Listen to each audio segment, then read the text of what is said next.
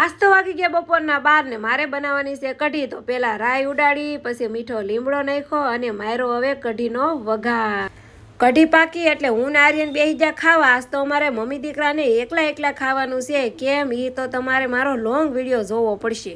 હમણાં 2 દિવસ તો મારો અવાજ કાંક અલગ આવતો હશે। અરે પણ મને શરદી થઈ ગઈ છે, ઈ પણ જોરદાર। 5 વાગ્યાની સાથે આપણી એન્ટ્રી થઈ ગઈ ધાબા ઉપર। અરે આ ઘમરિયો ઘાઘરો મેં કાલ પહેર્યો હતો તો એને હુકાવ્યો તો ધાબા ઉપર જલ્દી હુકાઈ જાય ને। અને આજનું આકાશી લોકેશન બાકી જોરદાર હતું અને સૂર્યદાદા તો હંતાકોદા રમતા હતા। અને આ બસા પાર્ટી બરફ પાણી। અમે જ્યારે નાના હતા ત્યારે શોર્ટ ગો રમતા। સાંજના ખાવામાં બાજરાના રોટલા અને સેવ ટમેટાનું શાક બાજુવાળાની આવી ગયું તો અમે બધાએ ખાઈ લીધું।